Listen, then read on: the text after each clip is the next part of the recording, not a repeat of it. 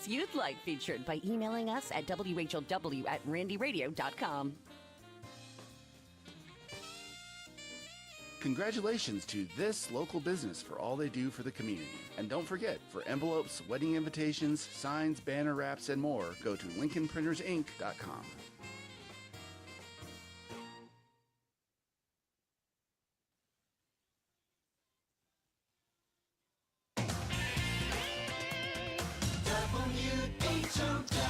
Top of the morning. Thanks for being with us. I'm your host today, Seth Lawrence. The WHOW Morning Show streams to Facebook and YouTube, brought to you by Peterson Insurance, your Pekin Insurance agent in Clinton. My guest on the Zoom call today is Piatt County Sheriff Mark Vogelzang. Good morning, Sheriff. Good to see you, my friend. How are you today?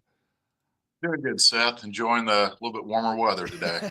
I know, right? It's a nice little reprieve as we round out January, for sure, And by the way, I wonder about this. I noticed with the nicer weather, there were a few more folks on the streets of Clinton over the weekend, getting a walk in. Of course, folks have their hats and their coats on yet still, but it's a little more pleasant to be outside. Do you see, as, we get into that 30, 40 degree area of the forecast, do you see more folks on the road or walking or whatnot in Piatt County there?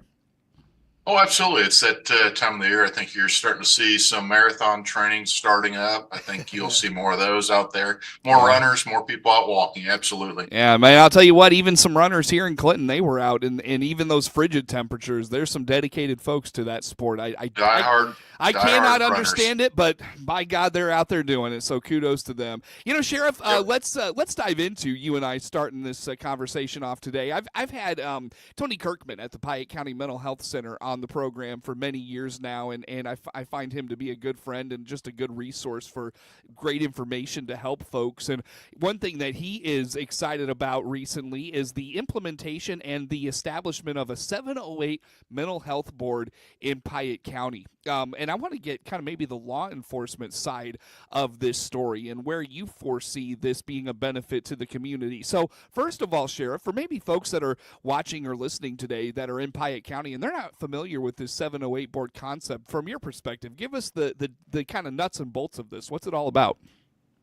Absolutely. Piatt County's extremely lucky to have Tony Kirkman and our Piatt County mental health facility out there. It's just such a great resource. But to be honest, I didn't really know a whole lot about the 708 board until Tony really started this push and did a lot of great education around the community.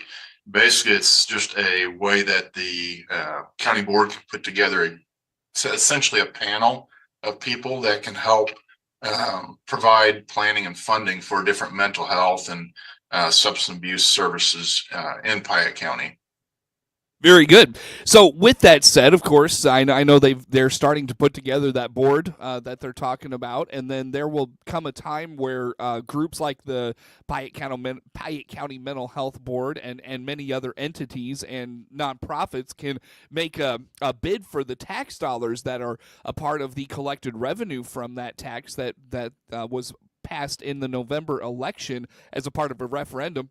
Excuse me, Sheriff. And so with that, just kind of, I guess, stepping back from the money side of it, how do you feel the 708 board will benefit not only the community, but law enforcement, your officers, the guys that you have on the streets right now, Sheriff? Let's do a deep dive into some of that. What do you have for us?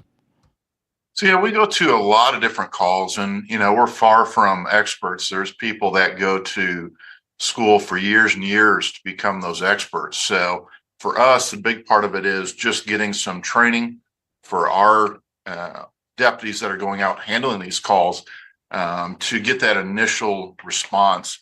But then even more importantly is having those resources, those experts that we can point those people to get that expert help that they might need.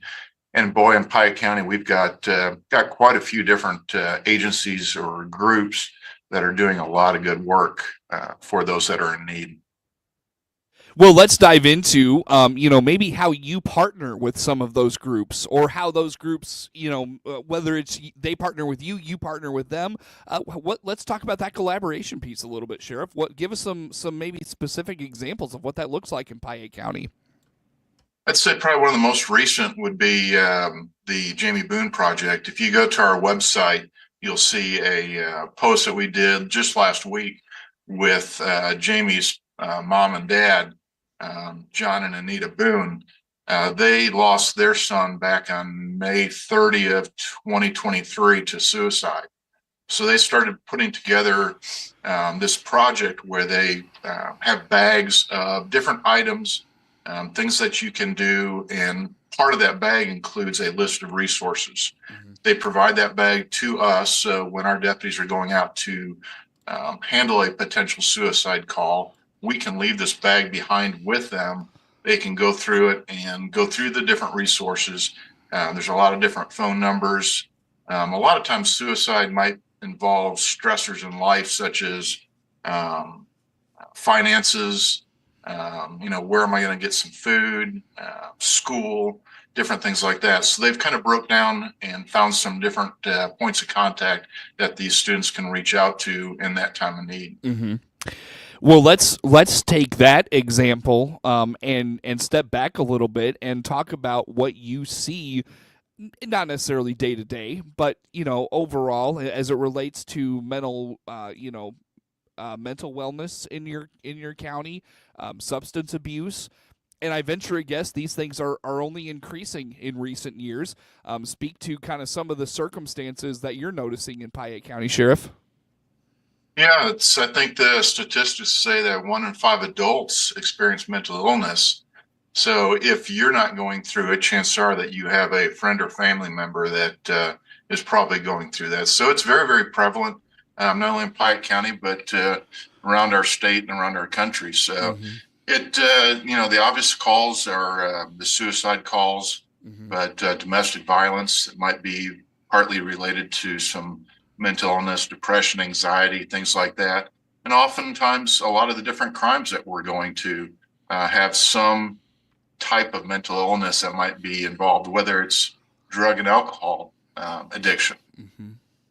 Yeah, the addiction piece is one that's fascinating because it's gone up in recent years. And I don't know, I'm just kind of curious what your take is. I mean, obviously, since 2020, we've had the legalization of adult use marijuana in Illinois. I don't know if that's a correlation in your mind, Sheriff, but how about just that substance abuse piece and how much that has spiked in recent years and how much it impacts the calls you go to? Oh, I'm sure. I think the legalization of cannabis in some people's eyes make it feel like it is an okay or an accepted practice for that use. So I think you probably have seen the use go up because of that legalization. Mm-hmm. It's always been there, but I think you probably saw an increase once it was legalized. Yeah. And of course that probably leads to folks younger and younger having access to it. And I know one thing Tony has talked with us a lot about in recent years is, the earlier you introduce, those, and I'm trying to remember the correct terminology, but basically like mind-altering substances to the younger the person that they start to dabble with those things, the more of an impact that has on them, not only in their development, but then of course later in life. I know that's been kind of a huge thing by some people in the research field, is how much does this impact a person years beyond when they start to use this as they use it in their developmental years.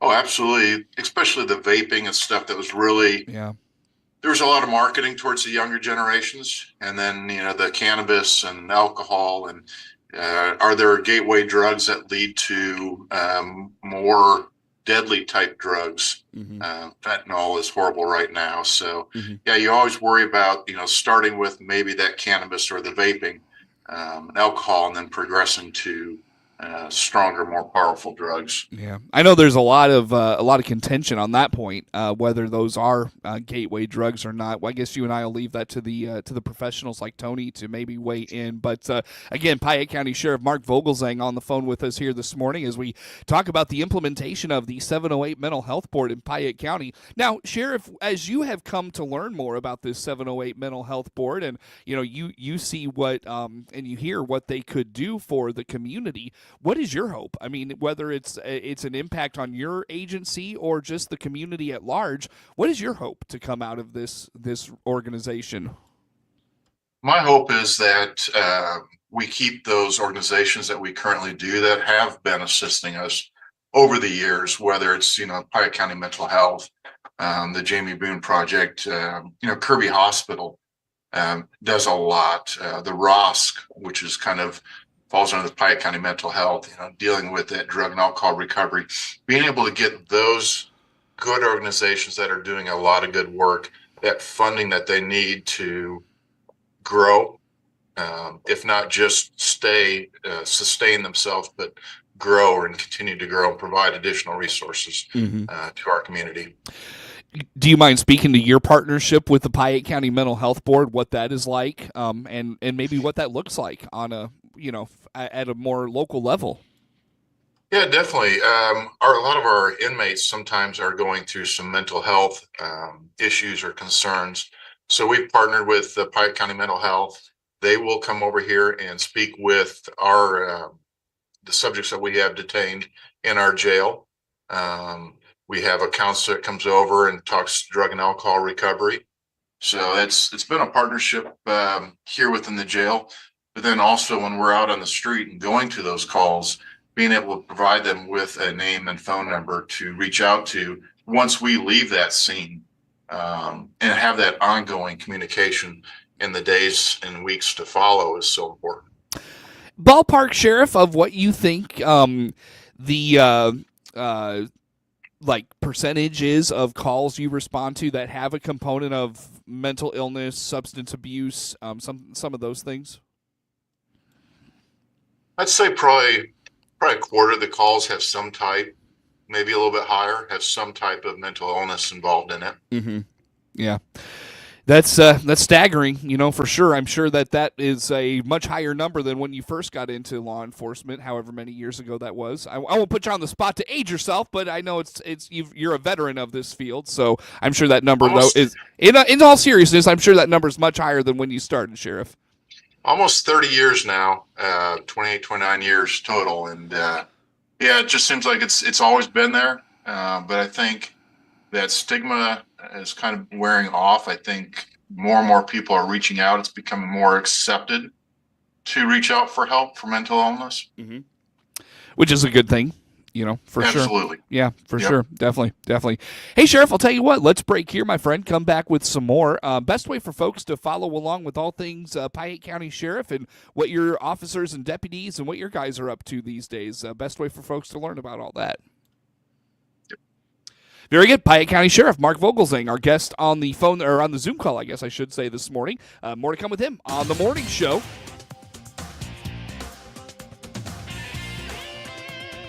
WHOW.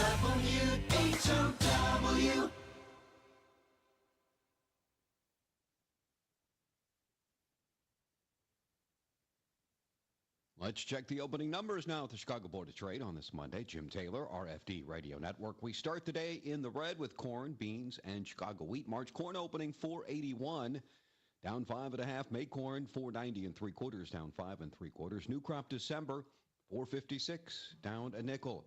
March beans starting the day $10.45 1/4, down 10.5. May beans down a dime, $10.58 1/4. New crop November $10.39 3/4.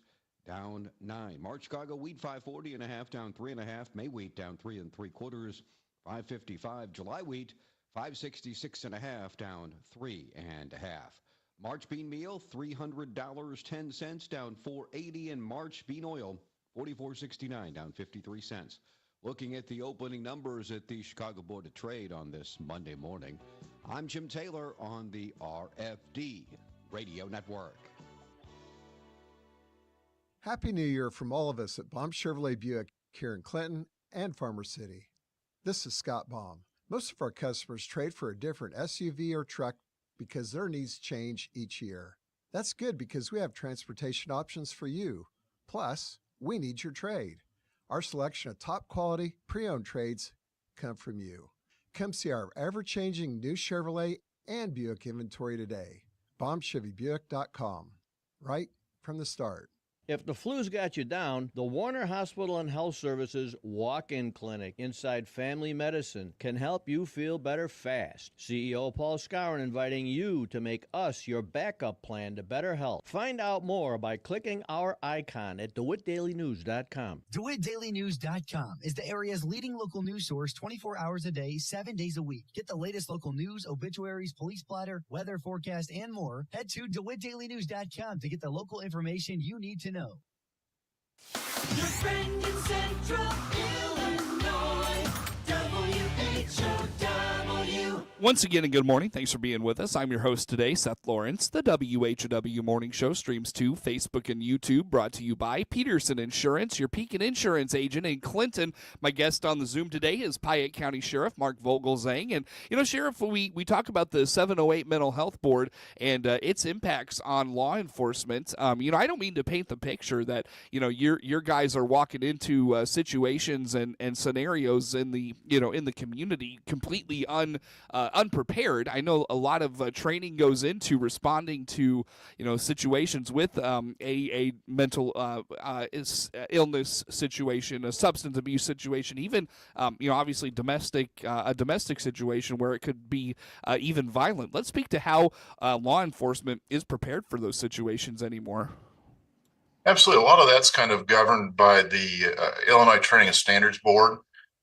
So they set the requirements for training, not only in this field or in responding to these type of calls, but many other types of curriculum. But this one, they require a 5-hour course every year on mental health issues. It's going to go over some of the history of mental health and how you can respond, de-escalation for those types of calls. But then there's also a crisis intervention certification that they can get.